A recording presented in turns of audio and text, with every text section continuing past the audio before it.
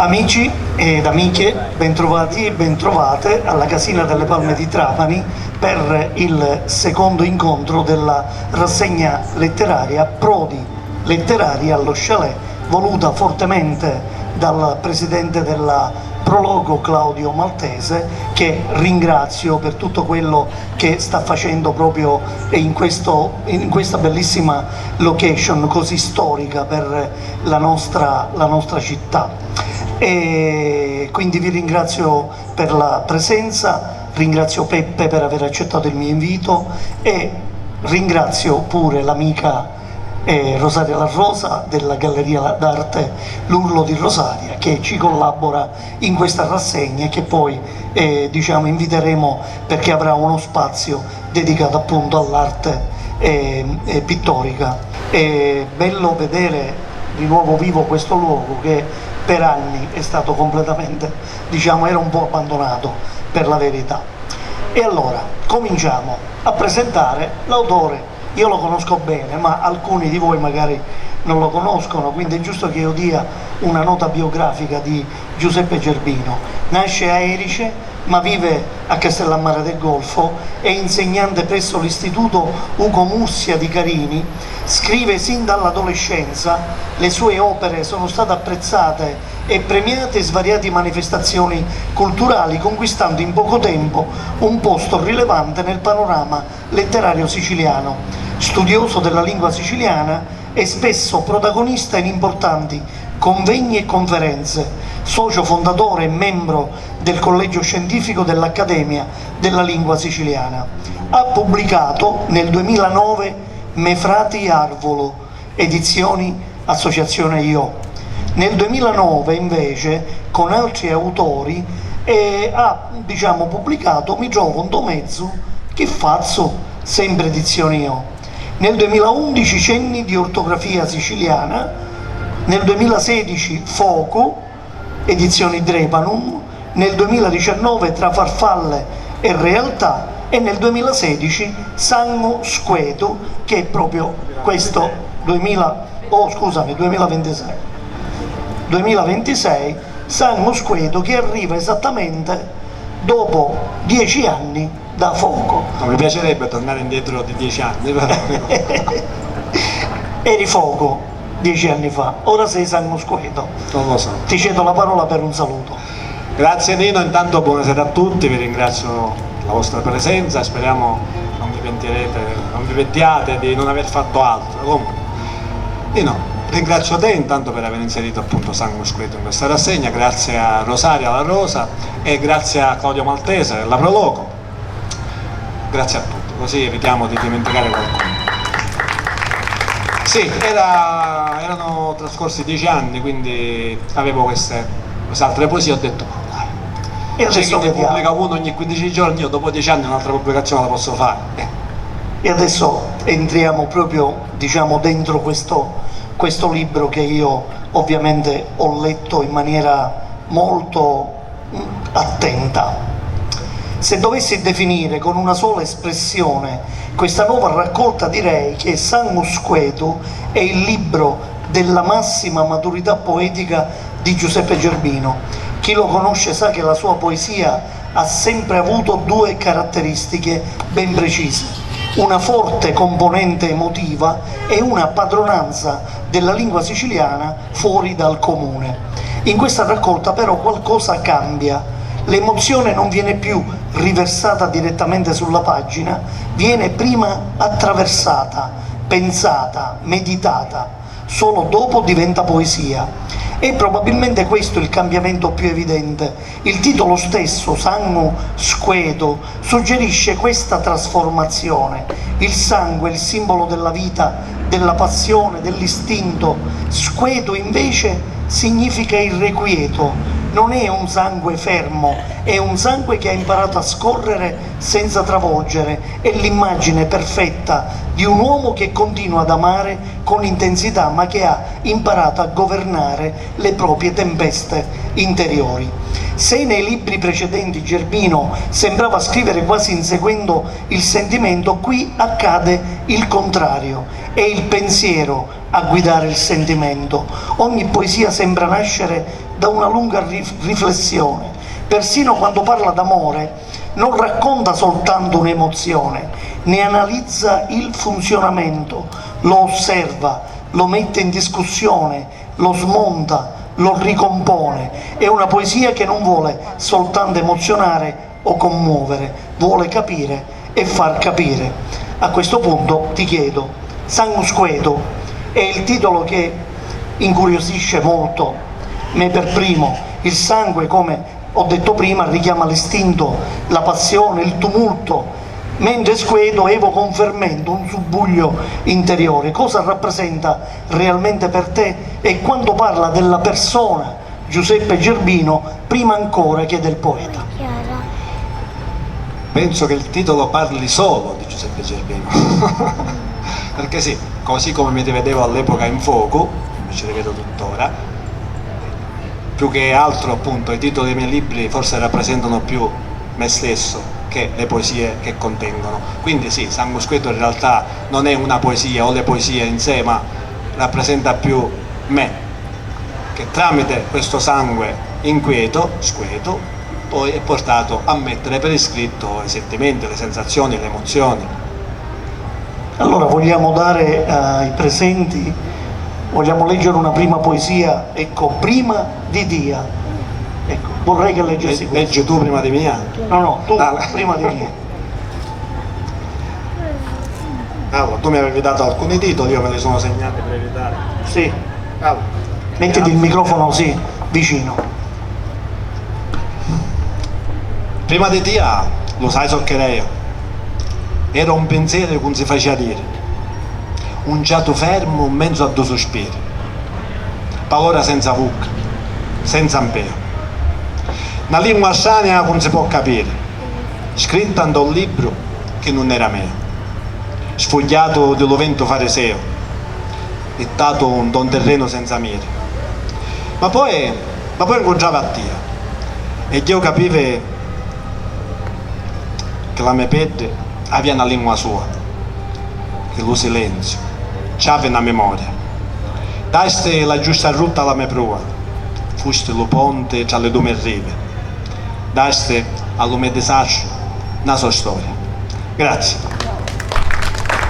Prima di Dia, io volevo sottoporre alla vostra attenzione un verso di questa poesia: un giato fermo mezzo a due sospiri. Probabilmente è una delle poesie che meglio raccontano la rinascita. L'uomo prima dell'incontro amoroso è descritto come palora senza vucca, un pinzere che non si faceva dire. Sono versi straordinari, l'identità viene trovata soltanto attraverso l'altro. Un verso di una forza straordinaria perché riesce con pochissime parole a dare forma all'indefinibile. È l'immagine di un'esistenza sospesa, di quell'attimo in cui la vita sembra trattenere il respiro prima che qualcosa la trasformi. Una metafora delicatissima dell'incompiutezza, del vuoto, dell'attesa. Nel ripercorrere il cammino poetico di Giuseppe Gerbino mi accorgo che ogni sua raccolta rappresenta una tappa precisa di un'evoluzione tanto umana quanto letteraria. In Me frati Arvolo avevo conosciuto un poeta istintivo, genuino, quasi impetuoso, che affidava alla poesia il compito di dare voce alle proprie emozioni più autentiche. In Fuoco avevo colto il momento della piena consapevolezza, quello in cui Gerbino sembrava avere finalmente trovato la propria strada, trasformando l'energia del sentimento in una poesia capace di confrontarsi anche con la realtà sociale e con le grandi domande dell'esistenza. Con Sangue Squeto il percorso compie un ulteriore passo avanti. Se Me frati Arvolo era il libro dell'istinto e Fuoco quello della consapevolezza, Sangue Squeto è il libro della riflessione. Qui Giuseppe Gervino non rinuncia all'intensità emotiva che ha sempre caratterizzato la sua scrittura, ma la sottopone a un lungo processo di meditazione. Le emozioni non esplodono più sulla pagina, maturano, si sedimentano, vengono osservate da diverse prospettive fino a trasformarsi in pensiero poetico. Il suo oggi è uno sguardo più che maturo, più essenziale, capace di interrogare il sentimento anziché limitarsi a raccontarlo. È la naturale evoluzione di un poeta che, senza tradire la spontaneità delle origini, ha saputo affinare la propria voce, raggiungendo un equilibrio raro tra emozione e riflessione, tra rigore formale e autenticità espressiva. Questo è quello che, leggendo questo libro, io ho percepito, e consentimi, è quello che io ho percepito dopo aver conosciuto tutto il tuo percorso. Adesso ti chiedo, se dovessi spiegare a chi ha letto i tuoi precedenti libri, ecco, quale sia la differenza sostanziale tra Fuoco e Sangue Squedo, cosa diresti? Cos'è cambiato nel poeta e cosa nell'uomo? Io già penso che hai detto tu abbondantemente tutto. Ma io lo voglio sapere da te. Sì, è esattamente quello che hai detto tu, cioè né più né meno. Però penso che ci sia comunque per tutti una sorta di maturazione, no? E quindi penso che appunto, arrivato a 52 anni suonati quasi, avendo avuto la possibilità, perché per chi non lo sapesse, Nino è stato il mio talent scout, il mio maestro. Grazie a lui io ho conosciuto questo ambiente della poesia, grazie anche ad Alberto Crescenti, a tanti altri. Adesso citiamo. E quindi lui, sì, tu mi conosci veramente sia artisticamente che umanamente. E quindi cosa devo aggiungere, Nino? Niente. Quindi un po' ti rispecchi in quello sì, che io ho detto. Sì. Allora, leggendo questa raccolta si ha l'impressione di incontrare un Giuseppe Gervino diverso. Io almeno è questa la prima percezione che ho avuto leggendo questi versi, meno istintivo e più riflessivo, quasi che ogni poesia sia stata prima meditata e solo dopo scritta. Ti ritrovi in questa lettura? È una maturazione naturale o una scelta consapevole? Cioè sì, è solo un problema di età? Non è, cioè, se riflettendoci sì, hai ragione tu, forse è un po' più, però dipende sempre dalla maturità. Non è io sto lì, mi fermo, ci rifletto, no, è sempre distinto, d'impulso. Il primo verso viene sempre così, poi magari mentre lo scrivo, ma proprio in quel momento non è che ricerchi più di tanto, però magari cerco di esprimerlo in una forma più poetica, secondo quello che è il mio sentire. Ok. Allora, grazie dell'applauso. Volevo appunto salutare Alberto Crescenti e Rosa Magro, Rosa Magro dell'associazione Io di Buseto Palizzolo. Volevo salutare la mia amica scrittrice Caterina Popolano, che non solo è scrittrice ma è anche una conoscitrice della storia della nostra città. Volevo salutare il poeta Michele Messina, volevo salutare il mio amico fotografo Leonardo, e poi desideravo salutare Laria Castellammare Alcamo, ecco, e Angelo Puma, che è anche vicepresidente della tua associazione e postifatore del libro. E poi arriviamo dopo Mimma Raspanti, Vincenza Cristina, insomma, e tutti gli amici che sono qui. Allora andiamo avanti, perché intrigante questa cosa. Il grande protagonista è l'amore. Potrebbe sembrare una raccolta monotematica, in realtà non lo è. L'amore diventa semplicemente il luogo dove l'uomo incontra tutte le altre esperienze umane. La paura, la speranza, il dolore, l'orgoglio, la memoria, la fragilità, il perdono, il destino.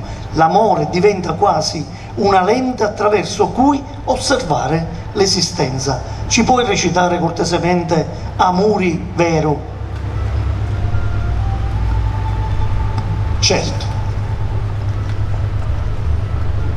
Quando l'orgoglio mi s'addenocchione, s'arrende, non si vergogna e fa un sorriso. Quando lo dubbio fermo un dardagnone scompare e alleggerisce del tuo peso. Quando l'attesa tra le due persone si fa preghiera per lo paradiso, quando l'istinto vince la ragione e squaglie già tagliando lo sorriso, quando non ti scanti più, ti puoi svelare, sciazzando lo manto di mistero, se del tuo posto non puoi più scappare, se tutte le difese scomparerono, se senza non sapessi più campare, allora forse chisso è amore vero. Grazie. Grazie Peppe. Volevo citare due versi di questa poesia. Quando l'attesa tra le due persone si fa preghiera per lo paradiso. Questi due versi racchiudono una delle definizioni più alte dell'amore presenti nella raccolta. L'attesa smette di essere semplicemente distanza o desiderio e si trasforma in preghiera, elevando il sentimento da esperienza umana a dimensione spirituale. In poche parole, Gerbino riesce a rendere sacro ciò che appartiene alla quotidianità dell'amare. È significativo ciò che scrive nella poesia l'egoista più potente. L'amore è l'egoista più potente, una definizione sorprendente perché Gerbino evita ogni sentimentalismo. L'amore non è mai soltanto dolcezza, è anche possesso, attesa, paura, sacrificio. Ci vuoi leggere l'egoista più potente? Grazie. Grazie a te, sì, perché in realtà io penso veramente che sia così, perché forse neanche quello materno è incondizionato.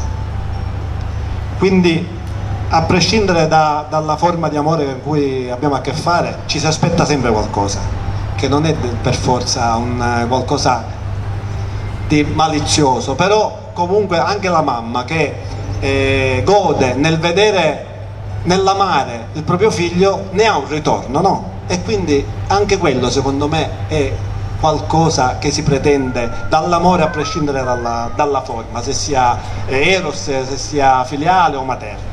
Vai con la poesia. L'amore è l'egoista più potente. E due concede solo se riceve. Capisce che un gancio non vuole niente, non lo conosce. C'è quello descrive, ma quello fa è un grande scompatente, perché non si può descrivere. Sopprive certuni dito. Ed io sinceramente non saccio manco come sono vivi. Perché poi si spesso fa dolore. Come si fa a campare senza amore? Grazie. Grazie Giuseppe, ti volevo chiedere, ecco, quasi tutte le poesie ruotano attorno all'amore, l'amore diventa il luogo in cui si incontrano paura, dolore, speranza e memoria. Perché hai scelto proprio l'amore come chiave per raccontare l'uomo? Perché qualcuno degno dell'appellativo di poeta, tantissimi anni, anzi diversi secoli fa, disse: l'amor che muove il sole e le altre stelle. E quindi tutto ruota attorno all'amore. Tu hai detto benissimo, sembra una raccolta d'amore ma in realtà non lo è, perché l'amore è il pretesto, è il tema su cui poi ruota tutto il resto. E quindi mi fa piacere che zertà e non zettaste, bravo. Gerbino non racconta, visualizza. Le sue poesie sono costruite quasi sempre su immagini concrete. Una bussola, una sorgente, una freccia, una casa, il pane, il muro, il vento, la pioggia, sono immagini quotidiane che diventano metafore esistenziali. Allora, in una frase scrivi, è la frase che accompagna il libro, a pagina 3 dove c'è la dedica: la poesia dà indizi, ma non dettagli. È una definizione bellissima, significa che il poeta deve suggerire senza spiegare. Quanto spazio deve lasciare al lettore perché completi lui stesso la poesia? Sì, perché secondo me l'indizio è come quando tu vedi una porta socchiusa, no? Sei portato quasi ad aprirla per scoprire il dettaglio poi. Però la cosa bella, almeno secondo me, che non so se ci riesca io con le mie poesie, però secondo me questo è il concetto che ho di poesia. Tramite l'indizio, quindi tu leggi la poesia, sei portato a scovare, diciamo così, i dettagli. Però in quella stanza, se tu fai entrare 10 persone diverse, se la poesia è bella, ognuna di esse deve cogliere un dettaglio diverso. se i dettagli sono uguali per tutti, e allora secondo me la poesia non è più universale, quindi ha perso quello che per me deve avere la poesia, l'universalità. Io posso dire sempre la stessa cosa, perché la poesia sempre quella è, E arriviamo ma poi- ognuno di noi che la legge ci deve vedere qualcosa di sé. Arriviamo a quelli. Grazie Giuseppe. Intanto qui ci sono adesso alcune poesie e alcuni versi che mi hanno colpito in modo particolare. Gerbino, allora ti chiedo di leggere E gioco mi trovi.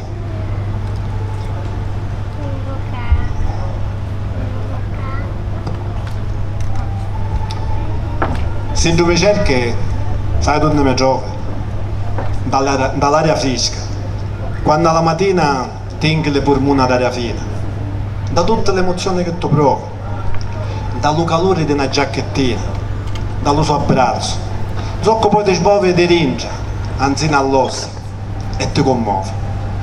Dallo tuo amore, quando che sconfina e supera ogni cosa senza scanto, dentro la scusa ad ogni tuo sorriso, dentro un motivo che ti ferma un pianto, dall'aria che accarezza il tuo viso, dall'arpa, la sua luce, lo suo incanto, dalle parole dolci che tu antisi, dentro un secondo e l'altro, da suo mezzo, donde lo tempo più non aveva senso. Grazie. Grazie. Qui Gerbino costruisce forse la definizione più bella della presenza. La persona amata non viene cercata in un luogo, è dentro tutte le emozioni, fino al magnifico finale, dingia un secondo e l'altro, dal suo mezzo, donne lo tempo più non aveva senso. E poesia pura. Sì, perché tu immagina che tra un secondo e l'altro c'è quell'attimo che sembra non avere tempo. E infatti da brividi. E mi ci leggi la poesia Pisanti. Pesanti.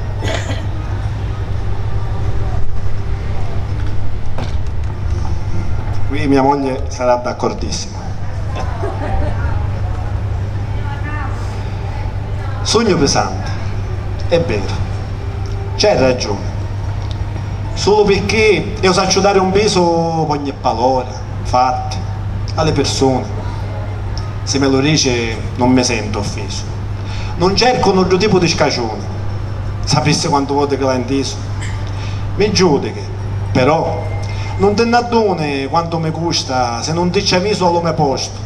A sentiti scacciato con tanta leggerezza della gente che non capisce lo significato che può ammazzare da così, con niente, solo perché lo peso fu sbagliato pure di una parola. È indifferente. Allora, in mezzo a tanta leggerezza, io sceglio sempre la mia pesantezza. Grazie. Questa è una poesia che esce dal semplice tema amoroso, diventa quasi un manifesto personale. Quando scrive io sceglio sempre la mia pesantezza, sta rivendicando il diritto di attribuire peso alle parole. In un tempo che corre, Gerbino sceglie la profondità ed è probabilmente una dichiarazione della sua stessa poetica. Adesso ce n'è una che proprio mi ha anche toccato. Caro dolore. Ascoltiamola.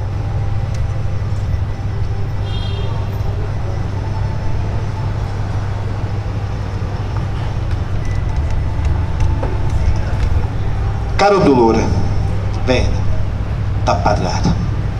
Avevamo due cosuzze di chiarire. Se ne cacciano a me, non ti scantare. Mai mi ha lasciato e ora vuoi sperire. Ora che sogno pronto, non scappare. Ave una vita che mi fa infuriare e ora mi volessi abbandonare. Ascolta tutto che tu hai da dire. Ti voglio solo fare le mie scuse. Per tutte le parole che diceva. Recentemente ce l'aveva confusa, ma ti parlava e tu mi rispondevi. E tu poliava le tue porte chiuse, ma più vociava e più non mi sentia. Tanno le mode tue pariano abusi. Perdona se ti malerecia. Capisci solo ora lo contento. E che pariano cotedrati non erano che grande insegnamento. Ora che le mie carni sono temprate, l'arma capivo so che lo patimento, capive che le cauce attempolate erano scosse del rafforzamento. non sei nemico mio, tu sei mio frate. Grazie. È una delle poesie più mature della raccolta. Il dolore non viene combattuto, viene ascoltato. Alla fine arriva addirittura a dirgli non si nemico me, tu si me frate. È una visione quasi sapienzale del dolore, non più nemico ma maestro. Allora Peppe, questa è una delle poesie che mi ha colpito maggiormente, dove il dolore smette di essere un nemico e diventa quasi un fratello. È una conquista maturata attraverso esperienze personali o una riflessione durante la stesura, la scrittura del libro? No, entrambe le cose. È chiaro che per affermare ciò anche in versi comunque se ne debba essere convinti. Quindi io sono veramente convinto, perché a volte noi lo malediciamo, no? Invece magari quel dolore ci aiuta per affrontare una situazione difficile, ci tempera appunto per un domani essere pronti ad affrontare altro. Quindi sì, entrambe le cose, ma naturalmente da esperienze personali. E adesso vi voglio far ascoltare Luverus Cantu.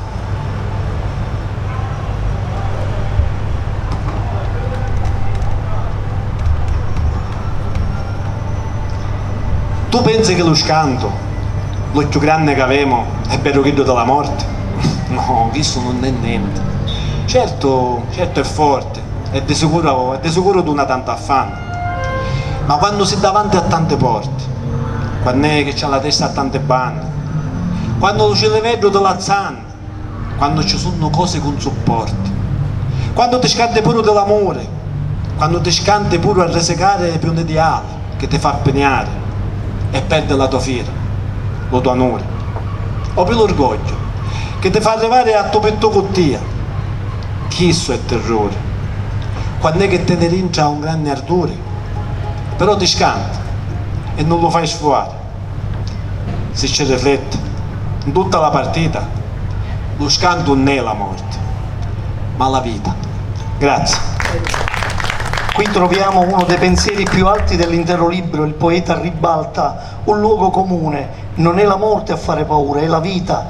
Il finale è memorabile, si ci riflette in tutta la partita, lo scanto non è la morte ma la vita.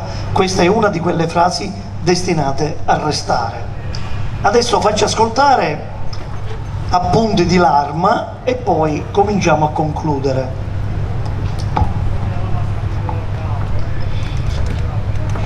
Ti dico, come dicevano dalla vita, taglia sempre in avanti, non ti ferrare. Lo tuo passato non lo puoi cangiare, ma lo futuro sì.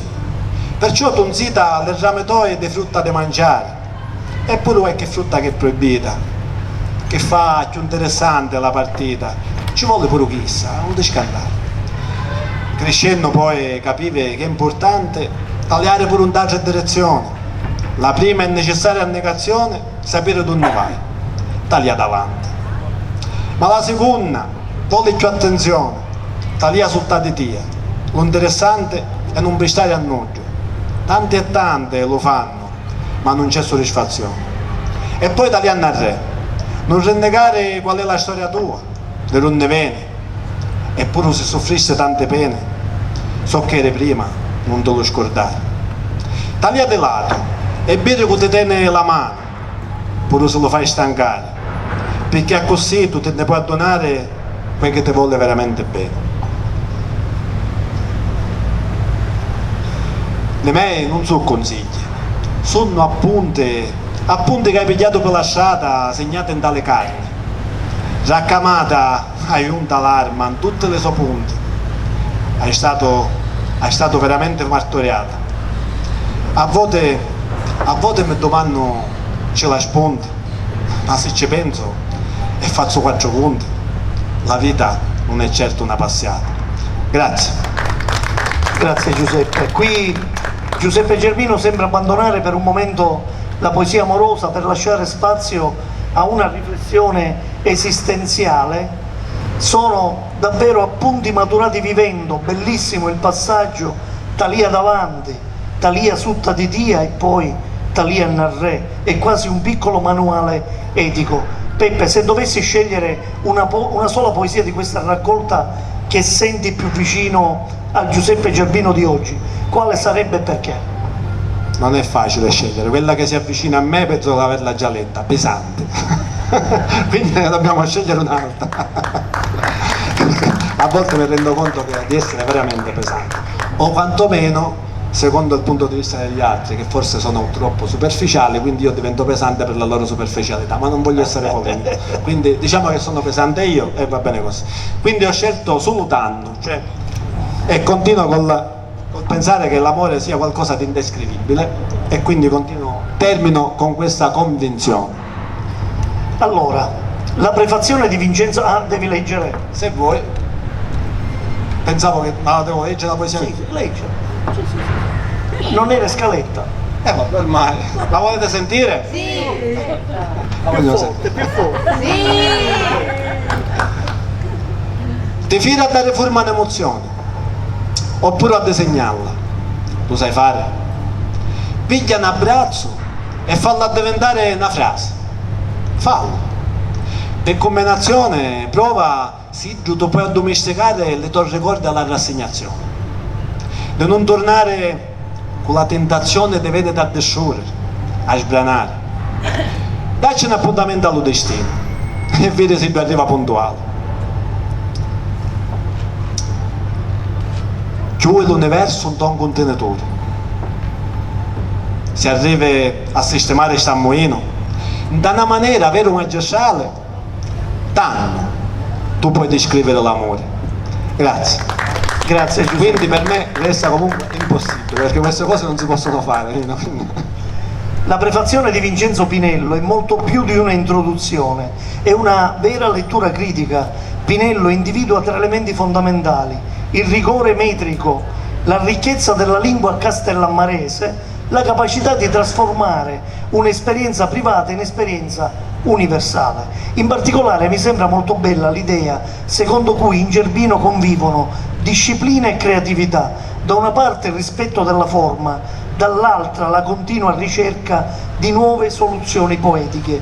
Condivido pienamente l'analisi di Vincenzo Pinello quando individua due punti di forza di San Mosqueto: da un lato il rigore metrico, frutto di una conoscenza approfondita delle forme classiche che Gerbino riesce a piegare con naturalezza alla propria ispirazione; dall'altro la capacità propria dei veri poeti di trasformare un'esperienza intima e personale in un sentimento universale nel quale ogni lettore può riconoscersi.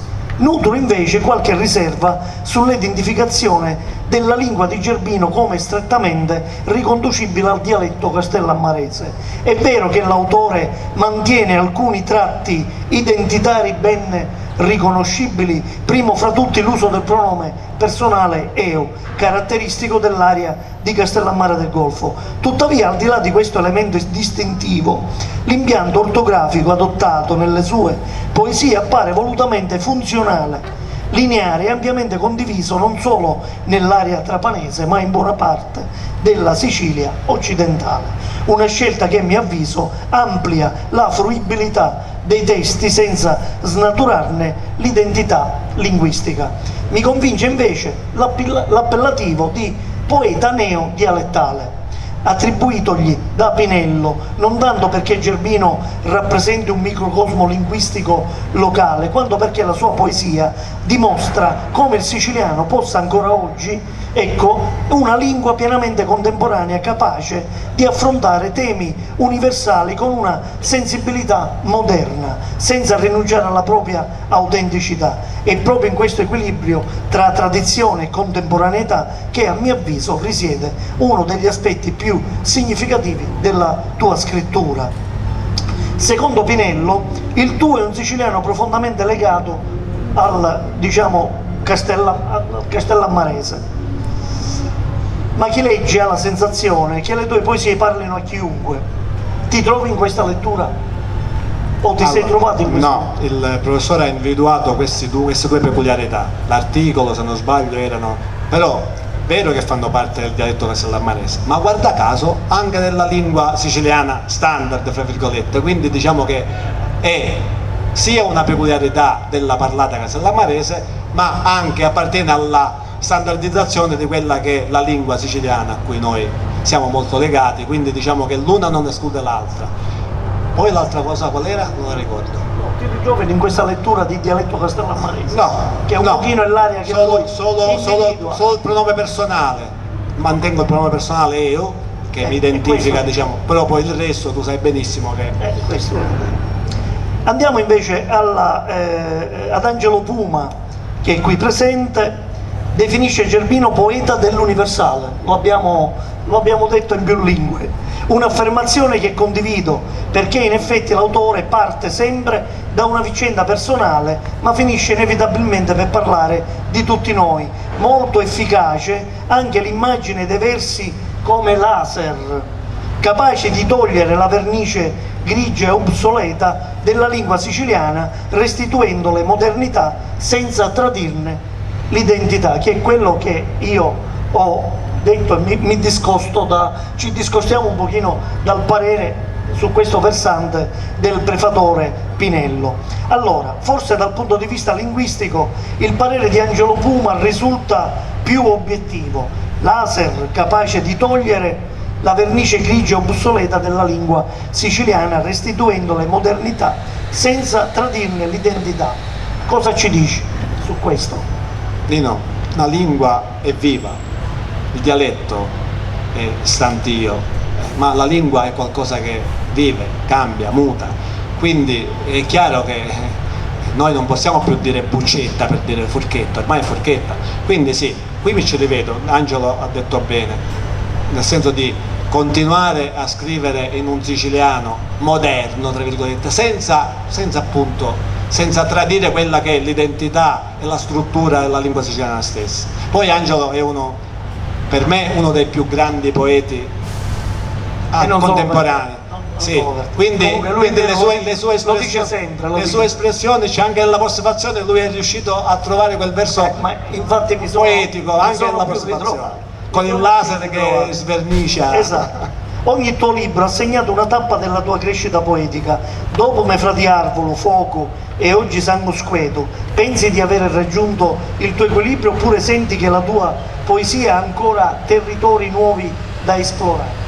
No Nino, non lo so, io ti posso dire solo che quando ho pubblicato Me Frati Arvolo, io l'indomani ho detto, ma io non ho più niente da scrivere, io non lo so, mi fermerò qua, e poi è nato Fuoco.